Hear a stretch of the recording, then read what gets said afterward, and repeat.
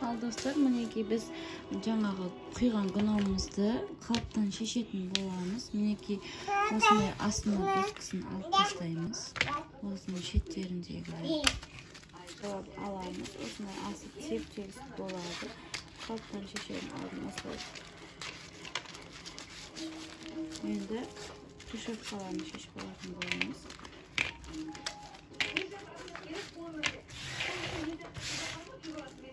Енді мінекей екі шеті тұр ғой, осы екі шетіндегі былайынан төмен қарай түсіріп босататын боламыз. Көріп тұрсыздар. Енді жатқызамыз. Жатқызған кезде екі шеті тұр ғой, мінекей екі шетін жоғары көтеріп, мынауысын басатын боламыз. Осылай басатын боламыз. Мінекей осылай басамыз. Содан кейін жаймен деп ауа кірді ғой. Ауа кіргеннен кейін біз бұны шешіп алатын боламыз. Мінекей осылай шешіледі.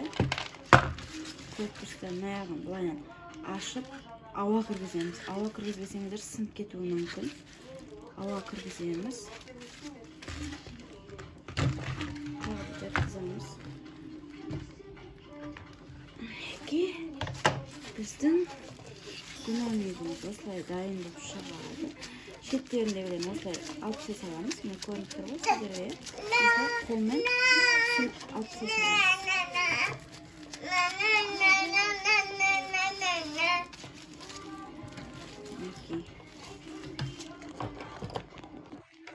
Достар, мына біз гномигімізді қалыптан шешіп алдық.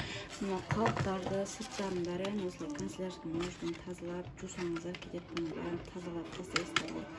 Енді қараңыздар, гномигіміз біздің осындай болып шықты. Мына асты да осындай теп-тегіс осындай әдемі болып шықты. Қарасаңыздар, мінекей көрдіңіздер ғой, шеттерінде қалғандарын. Енді біз бұның арқасын тесетін боламыз. Қараңыздар, осылай решка жасасаңыздар болады. Осылай сызып аласыздар. Сызып аласыздар, міне. Осылай сызып аласыздар. Сызып алғаннан кейін жаймендеп пышақпен ыңғайсыз, маған мен осылай шешіп аламын пышақты. Содан кейін барып осылай қыратын боламын. Мінекей қарасаңыздар, осылай қырсаңыздар, өзі жаймен қазір тесілетін болады. Осылай қырасыздар. Қолдарыңызды абайлаңыздар.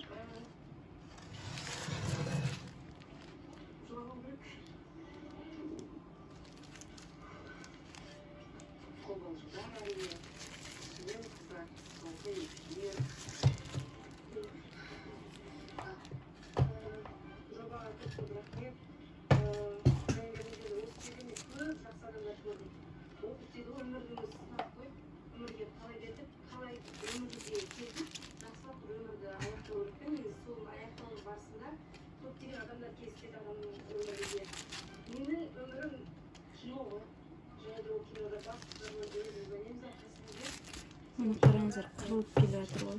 До конца қырамыз.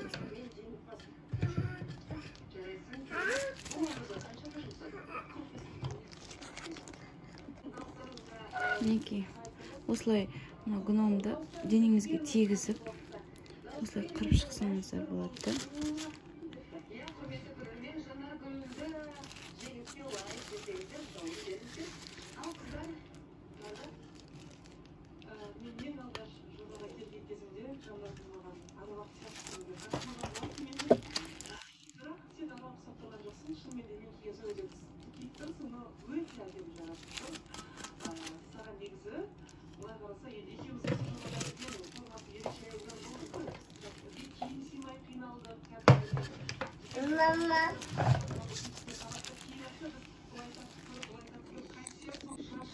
Ал достар, мінекей біз гномымыз тестік, мінекей кәдімгі тиын сиятын болды. Ішінің қалыңдығы ары қарай көрініп тұр ғой. Мінекей осындай біздің әдемі гномигіміз шықты. Көргендеріңізде. Енді арқасын мінекей осылай тессеңіздер де болады. Осылай тессеңіздер де отрезка жасасаңыздар болады. Одан кейін мінекей осындай аюды. Енді қараңыздар. Достар, қараңыздар, біздің жаңағы жасаған гномымызбен мына екі гномды салыстырыңыздар. Қараңыз, мынау әппақ болып тұр, мынау сұрғылт түсті болып тұр. Мынау әбден күнге күйген гном, мынау жаңа ғана осындай қалыпшадан шыққан гном бізде осындай сұрғылт түсті болады. Оны бір күн күнге қойып қоясыздар, сол кезде осындай әппақ болып шығады.